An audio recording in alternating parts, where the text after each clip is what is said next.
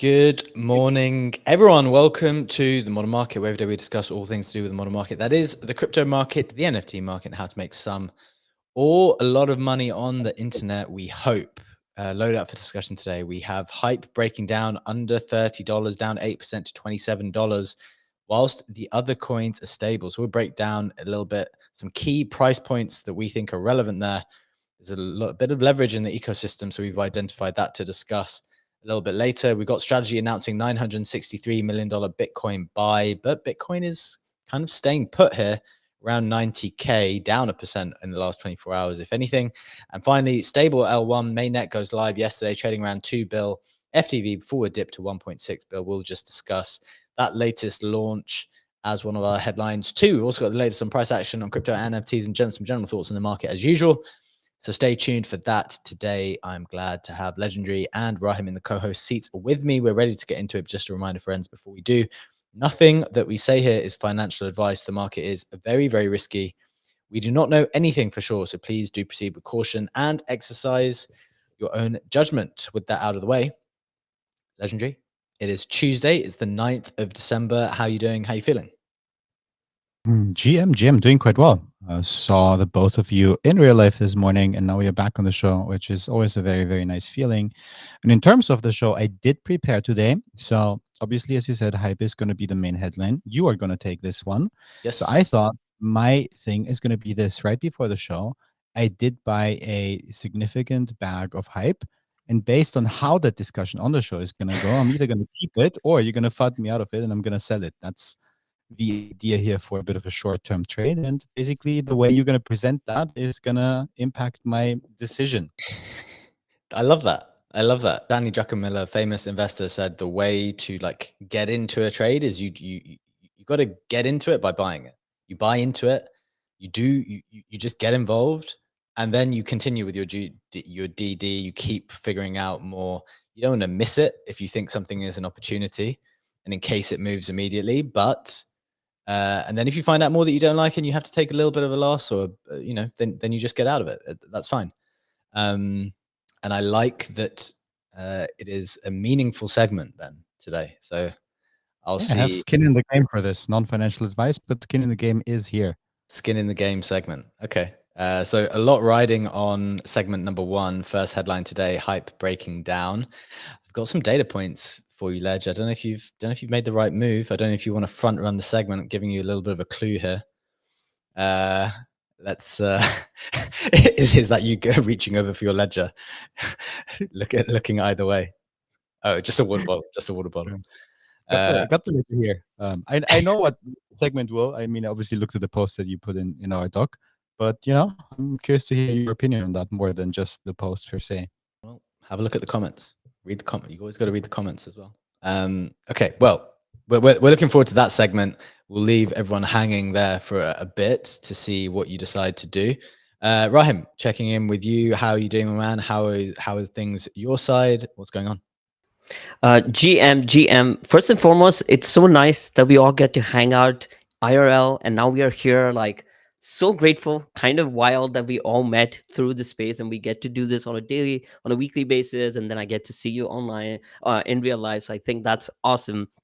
It's funny because at one point during when we were hanging out, I was telling B-Check that the other half of the table, which included you, Ledge, were almost on like a different wavelength during that conversation, because you guys were like laughing and smiling and talking about different takes, and we were talking about like very serious stuff, and like everyone's faces on our side were like pretty like serious, and we did speak about Hype a lot. So I have some very hot takes on it, which will be anti maybe thesis, but I'm excited to dive into it.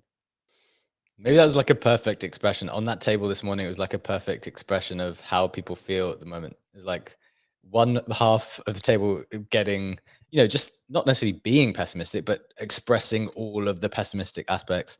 And to be honest, I don't know what's going on your side of the table, but being pretty bullish. I don't know. Ledge, do you wanna provide some clarity?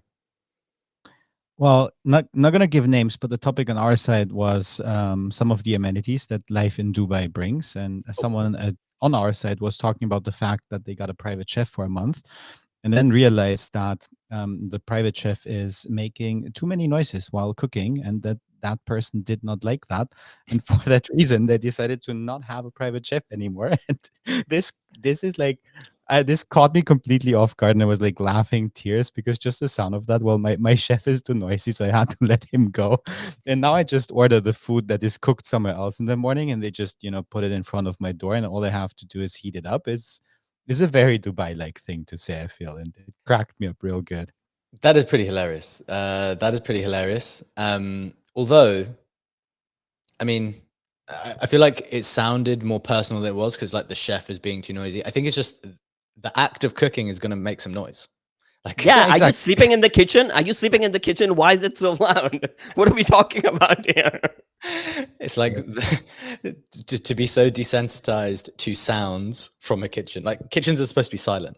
They're just there to like get water or something. I don't know, or make a coffee. Yeah, the sound of opening the tin of caviar was too loud. Yeah, I see. Okay. Well, bull market conversation there maybe on your side. But look, let's get into it. We've got a lot of interesting stuff to talk about today. I do echo both of your thoughts. It was very nice to be able to spend some time IRL. Is one of the great benefits of being in the space, putting yourself out there on the internet, find people who you get along with on multiple levels in real life too. So that was very nice. Very, very nice. But market talk awaits us. Let's get into it as usual, starting with the price action. We have on the majors, Bitcoin is just down 1%, around 90.3K. We've got ETH flat at around 3.1. XRP is down 1% as well, just above $2. BNB is down 2% to $886.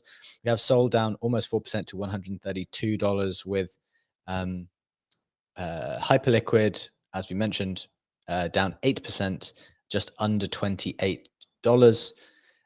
Getting into the meme coin side of things, got Pippin up 6%, Pump is down 4%, Doge is down 1% or so to 14 cents, Pepe's down 2% as well, Bonk is flat, Pengu's flat, SPX is down 8%, Fartcoin down 9% as well. Actually, SPX and Fartcoin, we've speaking about Fartcoin recently. Fartcoin continuously being the most volatile of all of these tokens. If you want to go, try to manufacture some volatility here. SPX as well, though, I'd say, has been relatively volatile as well, down 8% today. Whereas the rest of the market, kind of a little bit up here, a little bit down. Rect's actually up 7% on the day, and we'll mention why in the rest of the roundup, because some pretty cool news for the Rect team. And the headlines we will discuss today will be, number one, Hype breaking down under $30, down 8% to $27. We'll get into that segment shortly. Strategy announces 963 million Bitcoin buy, but Bitcoin doesn't move, stays around 90K. If anything, it's just down 1% or so. USDT stable L1, mainnet goes live yesterday, trading at around 2 bill FDV. It's dipped down to 1.6 bill FDV. So we will discuss that. Another, major launch, multi-billion-dollar launch. So Rahim will take us through what we need to know there and thoughts on what these launches are doing for the industry at the moment. Are they good, bad, neutral? What are we thinking? Notable price action beyond that. Okay, we spoke about Hype, but I'm going to need some thoughts from the boys in a second. Terra Luna Classic up 22%, Terra up 44%. I quote tweeted that this morning and said, as when you see something stupid, you just got to find something to sell, guys. You got to press the sell button on something today when you see Terra Luna Classic up 22 and Terra up 44. So yeah, I think I'm actually all out of selling things that I need to sell, but I'm going to find something. Some notable sales, some Beeples have been moving. Beeple Giga Chad sold for 21 ETH. Beeple Biological Collectibles sold for 7.8 ETH. I think that's on the back of him really stealing the show at Art Basel in Miami. So I think that's actually one I'm putting in my mind. At some point, if Beeple has any type of correction in the market, I would love to collect some Beeples. He really, really stole the show. Absolutely stole the show. In Miami. The rest of the roundup, Mega ETH announces Frontier will open next week for app builders. So that's like rolling out their mainnet, not for users and participants, but for the builders.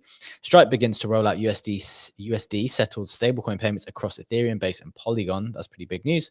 Binance employees suspended after insider trading allegation. They posted that from their main account. Decentralized social media platform Farcaster pivots to wallets and token trading after failing to find PMF in the decentralized social media space. Mockaverse announces reputation layer now live on Mocha Chain testnet.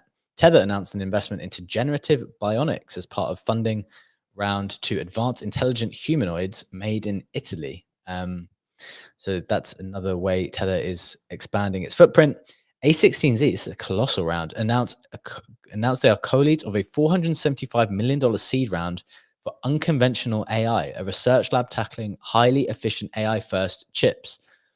The reason why I include some of these investments that are, not core cryptos, because I think this would have been, in a time when crypto is the hottest thing, you would have foreseen Tether and A16Z investing within the industry, but you see them expanding out, chasing these other frontier investment opportunities too. So I think it's relevant from that perspective. The news that sent Rect up 7%, X Games with 1.4 million followers changes a PFP to a Rect guy. Looks like Rect have some type of partnership there. And then finally, Frogster launches yesterday the strategy token for Frog, trading at around 300,000, which I think sounds pretty low. So maybe a little bit of split liquidity there between the NFTs, the various NFTs, and the token itself. But that's the roundup, guys, to get you up to speed with everything that you need to know in the last 24 hours. Looking forward to get to the main headlines in just a second. But before we get there, Legendary, I think there's an interesting selection there. Let's hear from you what you think, and then want to come to Rahim as well.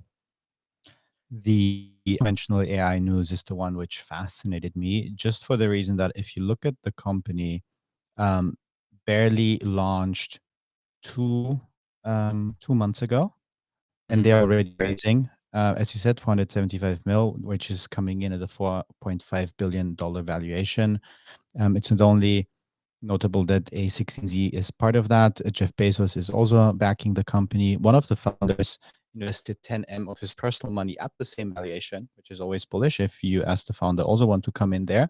And the thing that they're exploring to do is how they can basically use biological principles and like the analog foundations of computing to build these principles, or with these principles in mind, these highly efficient AI chips.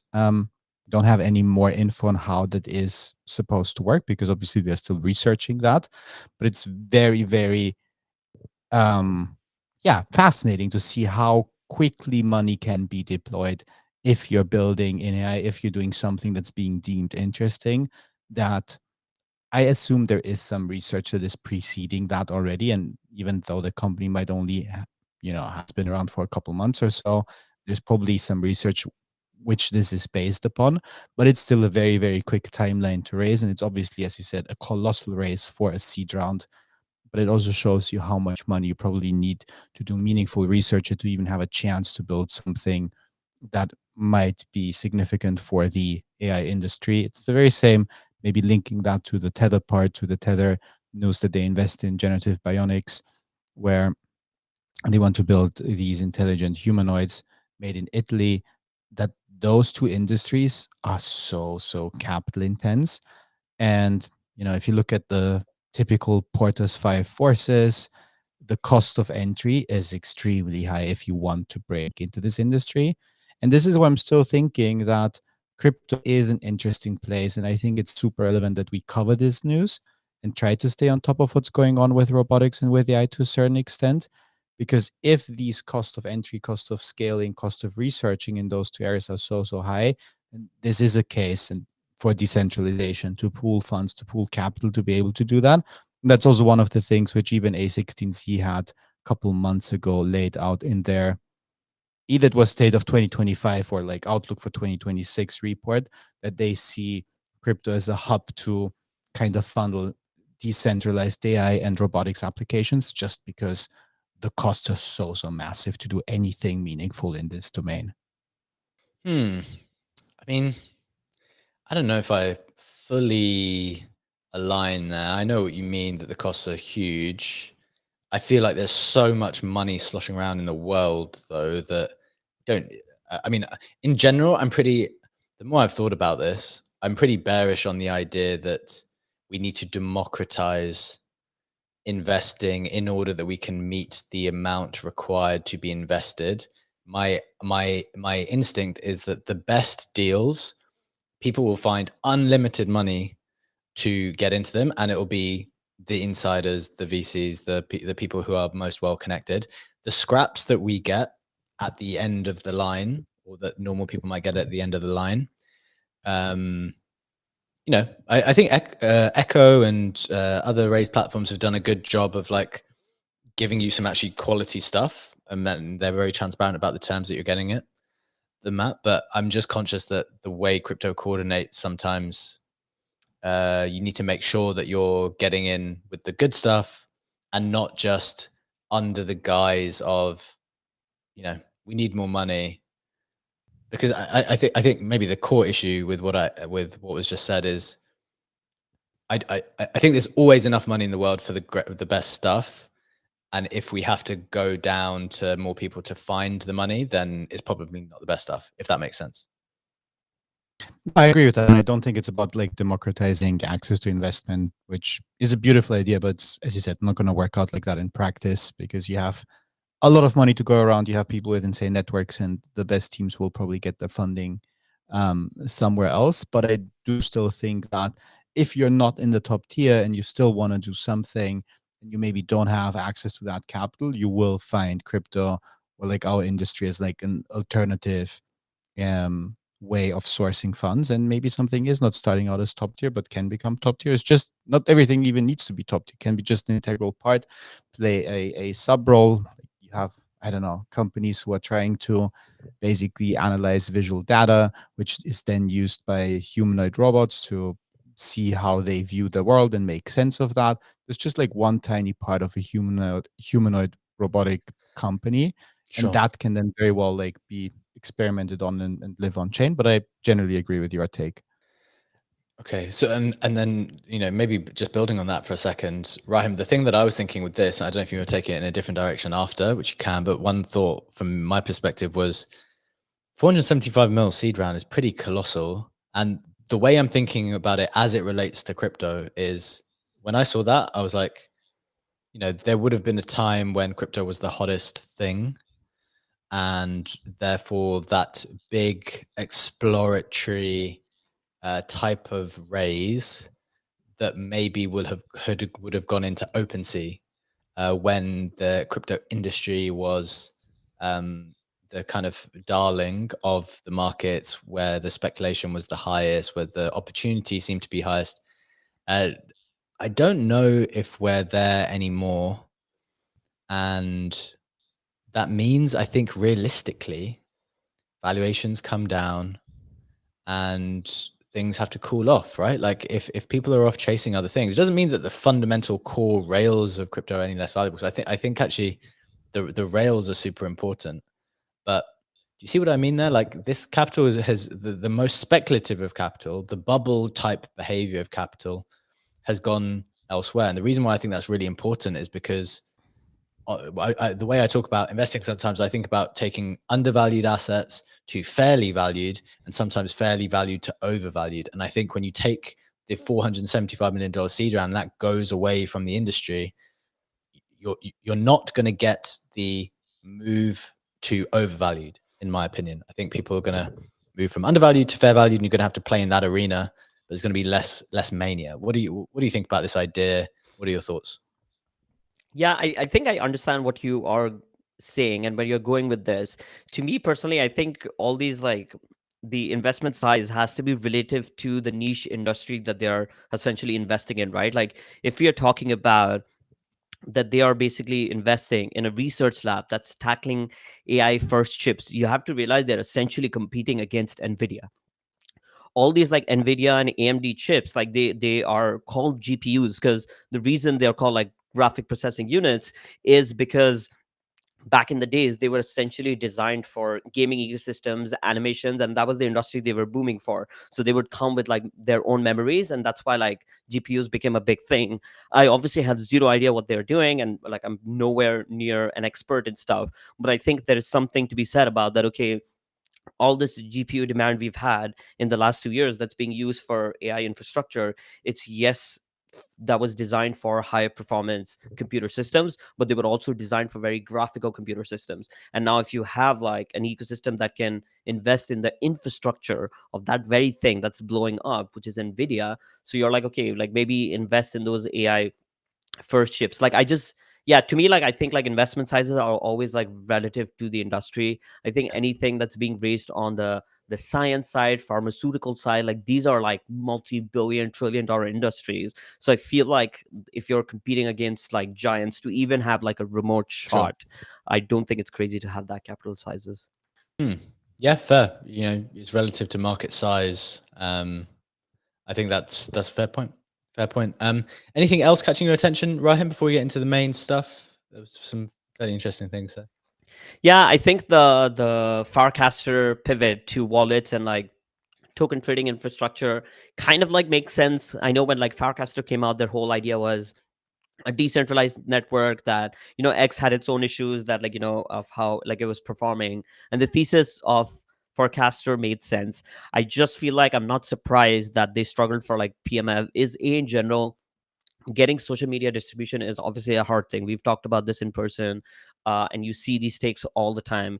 I also feel like at this point in time for the crypto industry, I think it's become even harder to go anywhere away from X, because we are at an inflection point where crypto, politics, and TradFi have become like very converged together. So you cannot be on a platform where you don't have traditional finance people talking about what they are up to, or you cannot have where Trump and like the other people in the cabinet aren't talking about like policies and stuff. So if anything, I think like I'm not surprised that this happened, and I feel like just moving out of this Twitter infrastructure is just going to be harder and harder as our industries converge, because this is the only platform like Instagram, Reddit, all these other platforms, they're not as politics heavy, they're not as TradFi heavy. Actually, Reddit has a good amount of like TradFi, but I think the convergence, it's hard to get that distribution outside. So I'm not surprised. Ledge, you had some thoughts on trying to create a decentralized social media yesterday when we were chatting. What did you think? My private thoughts are to be shared. No, just kidding. I think it's extremely hard to build a new social media network. Like if you look at something like TikTok, which existed before as Musically, had an existing user base, got that massive push from the Chinese side, and this is all that it took, and that's a very, very big effort that was done there to make this thing relevant. If you look at other social media platforms that came to be, look at Facebook did well with Facebook, then they acquired Instagram, and that was within the same basically company. So is WhatsApp, and then they tried to push Threads, and even Meta has failed to push another social media app because Threads is not really a successful X competitor. So it's very, very hard to want to do that. And then I think one of the easiest things to find, obviously, product market fit in crypto with is just speculating on tokens. And that is what people ultimately do. So going through to having a wallet and going to allow for that token trading and speculation as a part of that is probably the way easier product market fit. But I feel it's a very hard position to be in. Like, it's another wallet, it's another way to trade your tokens. We have so many wallets and so many ways to do that, and I get it. They want to do the same and then have like still the decentralized network. It's nothing against Farcast. It's a great, great product, but it's probably like one of the hardest things to want to find a meaningful PMF with. Not even within crypto, like generally speaking, it's probably one of the toughest businesses to try to build a social media network, because people who are incumbents in there, they will not really switch over. Like, for us to switch over from X to being exclusively on Farcast and starting to rebuild our audience from scratch, it would take a lot. They either would have to have the distribution, which they don't have, because otherwise they wouldn't have that problem, or X would have to ban crypto talks, and we would have to say, okay, what could be our next home? Like ignoring YouTube in that world for a bit, or they have an outrageous amount of money and they're like, sure, we're gonna offer you 50 mil, and then we're like, okay, how can we use maybe 10 of that 50 mil to like help onboarding users? And that's not the case.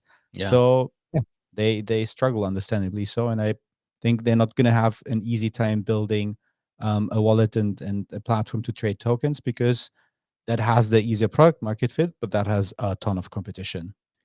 Yeah, I'd want to take a look at Rumble actually. Like, I suspect is not a dissimilar challenge that Rumble faces. They've paid some very big, prominent creators to exclusively stream on the platform, and I haven't actually analyzed to what extent that has been a successful move for them. Do people happily go there to watch those specific people? Does that help I don't know 100%, but yeah, I'm of the same opinion to you guys. Like it's incredibly hard to build the social network value, and I don't see us getting off the platforms that we're on, at least for now. Maybe there'll be more new ones, but I think if you're competing on the same grounds, that's why TikTok was different, right? Like it was a different medium, a different art form in a way, and that's why that moved.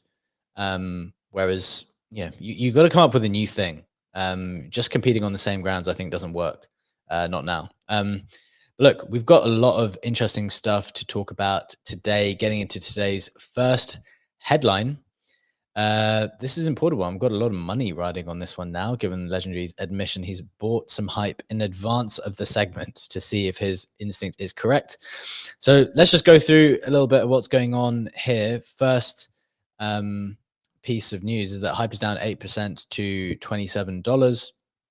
It looks like there's a little bit of tension in the order books because there is a very significant positions which are potentially going to get liquidated. So this tweet shares that from Victor, the DeFi villain, the most fragile hype long in size on Hyperliquid is an $11 million long that gets liquidated at $25.4. The largest hype long on Hyperliquid holds a $56 million position, and his liquidation, or their liquidation price, is 21.7. Their thought on this is that seeing so many vulnerable levered positions between $20 and $30 provides low incentive to get long here at this point. And so he continues here and says 5 of the 6 biggest hype longs have liquidations at the same levels between $20 and $22. For me, this sounds pretty precarious, to be honest. I think one of the other points we made the other day about Hyperliquid, which we are, by the way, incredibly bullish on in general as a product, although I think both of us, apart from you today, Legendary, we've kind of significantly reduced our holdings, thinking that it had achieved a fair value in around the $40 region and above. I think the issue, or one of the other issues we noticed, is that Hyperliquid participants are so bullish on Hyperliquid that they then also would borrow significant amounts against the Hyperliquid to buy more hype and to long more hype. And I think this is one of the danger points here, which I don't know if there's in fact, I think there is borrowing involved in this specific position as well, because I saw a separate tweet on that. I'll try to find it in a second. And I think people are just a little bit too long here, and it might not necessarily be a indictment on Hyperliquid, because if you think about it, the rest of the market hasn't moved down this significantly today. This is a Hyperliquid only move. Bitcoin is maybe down 1%, ETH is down more or less flat, Sol is more or less flat, Hyperliquid down 8%. So I do actually think in this specific instance, this is a move based on these leveraged positions, which people think might get taken out at some point soon, which would obviously cause a lot more pain for Hyperliquid holders, given that, you know, this could potentially be at its worst a reasonable move down from where we are now at about $27, kind of pushing much lower. So I think this is the concern, and this is what people are thinking about. My view has been for a while, in fact, Hyperliquid perfectly expressed it, which was, I like taking assets from undervalued to fairly valued. Hype traded in the $40-ish region, and then, you know, it got much higher for a period of time, or just touched 60. It didn't last long up there, around 55, 58. I like taking assets from undervalued to fairly valued, and then you can let them go and see where the market comes or goes next. And I feel like Hyperliquid has the opportunity here to get into an undervalued territory again. I don't think we're there right now because of this leverage in the system. And I would be looking to participate, you know, keeping one eye on Bitcoin as well and the rest of the market. If Bitcoin starts moving down further, maybe where hype goes, I would like readjust my targets lower. I'm probably thinking of around $20-ish at the moment. Although, maybe it doesn't go there, maybe it does. That's where I would be thinking at the moment. And then, if Bitcoin goes much lower, hype can go lower. Like all of these, one of my main points about all of these assets, when you buy and sell, even the good stuff, it's like you can have a good asset, and if the rest of the market around you starts playing up, it doesn't necessarily provide you the protection that you want, right? So I think it's a little bit vulnerable here, despite being an outstanding product, and maybe a separate part of the piece here, if we're trying to put the pieces together, is the lighter and other perp dexes narrative, which is, lighter raised at 1.5 bill. There's a lot of excitement around that at the moment. The TGE is scheduled. I'm not exactly sure when it is, whether it's this month or next, but the anticipation of that has certainly started to ramp up. I think the volume they're doing is very significant, and there are all kinds of other perp dexes on the back of it, right? Extended, variational, and a few others which are taking up people's attention, and obviously taking some volume as well. And it very well may be the case that those things do not continue after this kind of first round of incentives. And in fact, my bet would be that they don't. However, well, certainly not in the same way. But at least for now, there's the few headwinds for hype probably for this month, I would say. So those are my thoughts here. Legendary. Cutting back to all of us, curious for your assessment. You obviously mentioned at the top of the show, you took a position in hype, seeing it down 8%, thinking it might be an opportune moment. What do you think now, based on the rest of the analysis, the rest of the other thoughts shared? What are you thinking? Yeah, I think what I would add to that, maybe to put in perspective with the longs and the potential liquidations of said longs, is that you also have the Hype Foundation still unlocking tokens. To the best of my knowledge, it is still following a monthly schedule, the 29th of each month, that is, where they will unlock 9.2 to 9.9 mil hype, which is more than the position sizes which we would be looking at here. So those two things coming together, and maybe then the third aspect of the competitors, which you have mentioned, definitely could reprice hype to the lower side of things. And guess in terms of, you said, it's you like taking things from undervalued to fair valued. Like, at what point would you basically see hype as being undervalued again? Is it in the low 20s for you? Does it mid 20s already? Teens. 20 and teens. Yeah, like I that's where I've thought when I was letting hype go in the 40s and maybe late 30s, because I kind of seen enough times where it was like, it was trying to break out, it did break out, but struggling really to get much beyond that. And with the rest of the market kind of taking a bit of a turn, I thought, okay, well, you don't actually need to come up with a price then. You just feel like that is fair value, and you walk away. I think a 50% retrace from 40, but obviously that would be a pretty hefty drawdown from 58 or so. So I'm not actually really thinking about the percentage drawdown from the top. I feel like it's just like eyes on Bitcoin, seeing how that responds. There's just a few headwinds for Hyperliquid that I feel like it can get hit harder than other things right now, because of the various headwinds, because of the competition, because of the team unlocks, because of this leverage that people in this specific ecosystem keep putting into the hype token itself. It could just go lower than other things, even as the rest of the market stays flat or weak. So that's my thought. I think at least 20 or lower. And the thing is, if it doesn't get there, that's also okay, because we're kind of in a position, I think, in general at the moment, where we're sitting out the market and just assessing. I'm definitely trying to be cautious of not putting on to overtrade. I don't think is the thing to do at the moment. So it's like, if it presents an opportunity for you, great. If it doesn't, also great. I'm not concerned about catching it at 26 and when it goes back to 29, for example. Thoughts, Sledge, and then curious for Ryan's thoughts as well, because he was in this conversation earlier. Yeah, very, very fair points. Nothing to add to that, but what I want to do quickly is take a look at the YouTube comments to see what the modern market community is thinking on our discussion so far. Just Stefano is saying, if hype goes below 20, end of the world confirmed. Rizwan is saying, would love hype on the 20. Trafi, who has been extremely helpful to add color to all of our Hyperliquid conversations so far, is saying, please skip the hype part.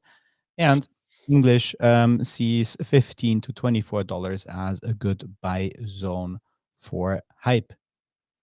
Yeah, I'm sorry, guys. I'm sorry to be to be the bear still. Like, hype is the thing that if just being like zooming out just for 1 second, if hype doesn't work out for whatever reason, that would really hit some of the general optimism out of the market. This is one worth believing in, I think. You're just gonna have to get it at the right price. Like you want to get it at the best price possible. I do like I will want to get back into it at the best price possible. You're gonna have to, if you're gonna believe in something in the industry, I really do think it's got to be this. You just want to try and get it at the best price. Would be my thinking. Rahim, curious for your thoughts. Shout out to the comments there. Always helpful as well. Rahim, your thoughts on hype? Yeah, I think to me, like a couple of things.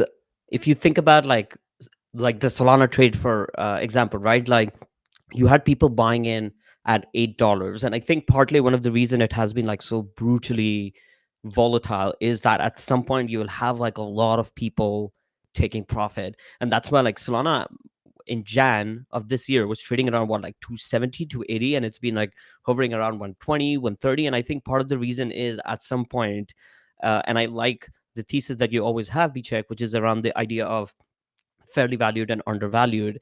I think there's just like a lot of people, as like the cycle gets like more volatile, that I feel like a lot of people who've been holding hype for a very long time would be selling. So I do feel like this sell pressure is gonna exist. And if you look at like some of the perp dex volume in like the last 24 hours, so we had Lighter at $5.5 billion, Astro at 3.5 billion, Apex Protocol at 2.8 billion, and Hyperliquid at 2.3 billion. So you almost have the three other dexes doing 5x the volume that Hyperliquid is doing. Of course, this is just like people farming like airdrops. We see this all the time, but I just feel like when you're building like ecosystems which is around like fees and like volume, it's usually like the same thing. We saw this in the NFT space, right? But like marketplaces, one person is like, oh, we're going to charge like 1% fees, someone else comes 0.5% fees, and then some other platform comes says that, oh, we're not going to charge any fees. So I feel like for a while you had like this race until you have some businesses that completely wipe out, and then the OG ones survive. So I definitely think, of course, Hyperliquid has established its name this cycle, but just like I feel like if you remember, people were buying those auction tickers. There was like an insane amount of like attention that being listed on Hyperliquid was the goal that everyone was looking for. Now I feel like you don't even see that conversation on the timeline. I don't think people are waiting for the listing to happen on like Hyperliquid in that sense. So yeah, to me, like I wouldn't be surprised if it goes like way below like 20, just because the narrative of the cycle has been perp dexes, and it was obvious that a lot more competitors would come. And if we don't have an influx of new people coming in this space, we have to assume that that distribution is just going to like split into like multiple products, especially with farming. Yeah, I think that's fair. And even if the other stuff is farming, and to be clear, if I had to weigh which of the bigger factors are here, I would say, okay, this competition is definitely one of the headwinds. The unlocks is one of the headwinds. And I actually, my instinct right now is that this leverage is too big. Like these humongous longs at, I think it's 23 and 25 or 23 and 21. I feel like it's just the kind of market where even the price action on Bitcoin and ETH has just been kind of yo-yoing around a little bit. And I just think that people will want to take it out, is my instinct. So that's my thoughts there. Maybe just circling back here, Ledge, before we get to the next headline. You said you took a position in hype. You saw, down 8% day. Rest of the market's not so far down. What are your thoughts now after you've listened to the segment? What are you going to do? What are you thinking? This was meant counter trade us, or stick with it, or double down? it is meant to be a short-term trade. So, I'm happy to hold on maybe for a bit longer to it, but if it doesn't work out within the next day or so to see a little bit of a rebound, then I'm happily rotating that into gold and go for my UBTC gold liquidity pool again, because this is basically the part that has been rotated into it. So if it doesn't work out, I'm just going to go back into that. Fair. The Hype UBC pool served me very nicely earlier this year. I liked that one a lot. And actually, maybe at some point, I have to think about that. At some point, that will be nice again. Maybe at these levels. I hadn't thought about that. I need to think about that one more. Trafi is making the final point to say, funny that everybody suddenly forgot that there's a dad with 265 million cash waiting to buy Hype. Good point. Let's pull up the second article just for a second before we get to the next headline. The second article I had related to Hype, which I guess is important to keep in context, is Hyperliquid Strategies yesterday announced $30 million stock repurchase program. Par value is 1 cent per share. Stock repurchase program will be in place for up to 12 months. So if I just expand this out, try to look for some details here. This is okay. Look, full transparency here. I think we need to get to understand these DATs better. Are you buying the token, or are you buying your stocks back? How exactly is this working, and in what circumstances? If anyone knows in the YouTube comments or in the Twitter Spaces, let us know exactly, precisely. If you know precisely how it works, then let us know, because otherwise it doesn't. I don't understand. What is the DAT supposed to be buying? Are they, so in this news, they said Hyperliquid Strategies announced today that its board of directors has authorized a stock repurchase program of up to $30 million of the company's outstanding common stock.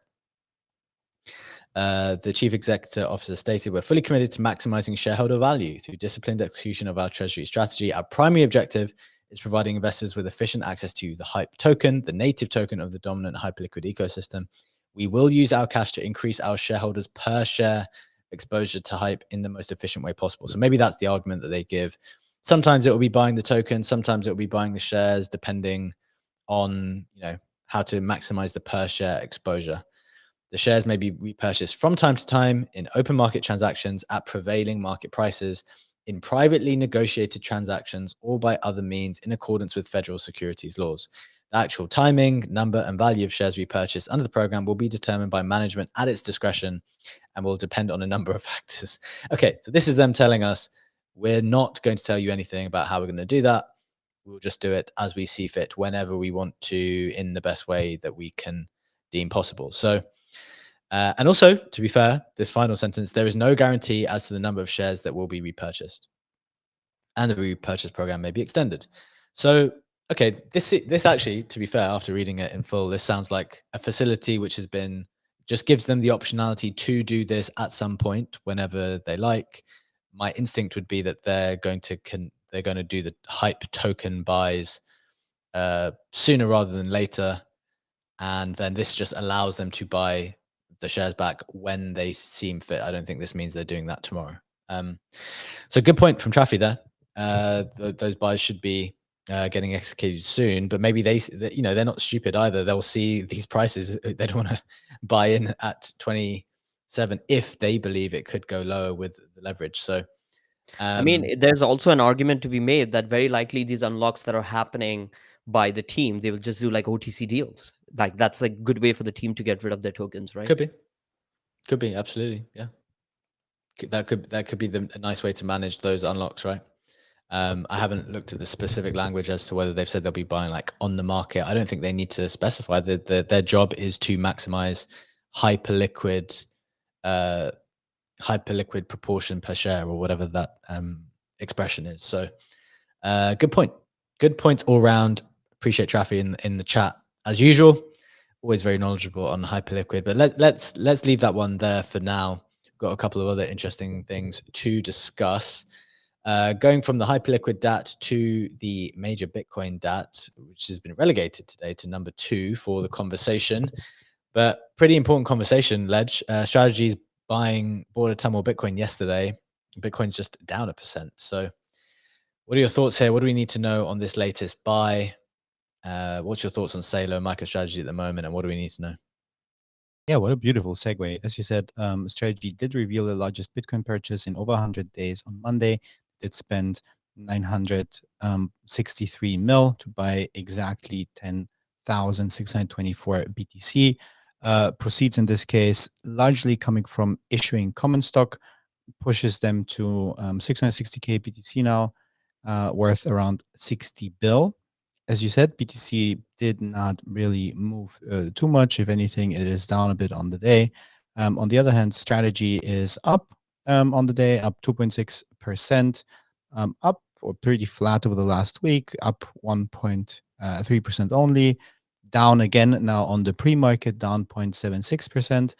And if we go to the strategy side to look at some of the metrics, which we haven't checked in a couple of weeks, I feel, especially the MNAV is the one they want to look at. Now, maybe here the reminder that the way strategy is looking at the MNAV is by not looking at the market cap of the stock versus the value of the Bitcoin, but rather looking at the enterprise value instead, which is the way higher one, and it includes not only the basic shares, but also total debt, total pref, and less the most recently reported cash balance. And they are currently arriving at an MNAV of 1.17. But what's more important to me than just the absolute number of that is it's actually up a bit. It's up 2%. So to me, that is something that is a bit of a relief, to be honest, that this MNAV race down has not continued that much. But obviously, that's also boosted by the fact that they have just purchased, as you said, $1 billion worth of BTC, while BTC is quote unquote somewhat stable at around 90 bill. And going forward, I think I did voice, or I did raise the question last week on the show or so, whether now would be an interesting time to buy a strategy at this like maximum FUD that we have experienced. And again, if you look at the chart last week, nothing really happened. Up 1%, but nothing too impressive or nothing too significant going on the chart. It's mostly just flat and trading at around this 180 to 185-ish range for the time being. I actually had an interesting idea the other day. Maybe this is a much bigger question. We won't have time to unpack it all today. But I saw someone say, like, look, we've actually been in a bear market for like a year. Bitcoin topped maybe at some point recently in like 120. Went as high as 100 pretty early this year. Like, I think technically right now, still Bitcoin's down on the year. I need to double check that. You can pull that up and see, like, on the year. In which case, I'm starting to get tempted by the idea that, like, maybe there's less room to fall now, and it's more just about like forming a kind of medium term bottom soon-ish, and you know, forming some kind of steady bottom from which you can kind of push higher later. If you're looking at this 1 year chart as you just pulled up, started the year at around 101. Is that right? Roughly dipped down to 75-ish, pushed up towards 120, back towards 90 now. So kind of haven't really gone anywhere for a year, although, plus or minus 20%, which is not nothing for sure. What do you think? I think the 1 year chart for BTC is not the right one to look at, because BTC was significantly lower when the market did not really have a clue. Is Trump winning? Is Trump not winning? What's going on with the election? The election results came out in November, and as the market built more confidence that that Trump will win, BTC started to do well. So if anything, it's more interesting to look at the Trump effect from like November to November, look from maybe October, September, when like it started to look more like Trump could actually pull off that win. So this is why I think that like year to date or 1 year view is a bit of a like unlucky time frame, because like literally Sure. after Sure, he had pumped because Trump had won the election. Yeah, fair. And then to the other point, I I I don't subscribe to that idea that we are in a bear market. Like stocks are still trading extremely high. S&P 500 is I would say very close to all-time high. Let's pull it up real quick to see where the S&P is trading. We are still up 16% year to date. We just zoom out. This is essentially trading at all-time high. So with equities trading so highly and still looking like they have way to run, I just can't say that we are in the bear market. And ultimately crypto is like still a very small asset class, and maybe like crypto is in a bit of a crypto winter or whatever, but to just say it's straight out of the bear market is taking it too far, because the whole market cap of crypto is way smaller than the market cap of Nvidia alone, and that's not determining whether we're in a bear or bull market. And if we'll see the Nasdaq maybe continuing to rally or have like a end of year rally strongly into Q1, whatever, I do think that this sentiment will reflect on crypto again. So I wouldn't subscribe to the idea that we are in a bear market, and I wouldn't look at crypto to determine that. If anything, I'd look at stocks to determine that. Okay. Well, I think it's a much bigger question we need to unpack. I probably disagree with some of that as well, but we're gonna have to keep moving today because we got one other important bit of news to discuss. Maybe we'll circle back to that conversation in the next couple of days because I think it's an interesting one to have. Rahim, we've got 4 minutes left of the show. Tell us what we need to know on this new chain stable, which is another multi-billion launch. It still happens, guys. There are still ways to have multi-billion-dollar tokens out in the market. Rahim, stable is live. What do we need to know here? So I guess like a quick TLDR is that stablechain powered by USDT launched their mainnet yesterday.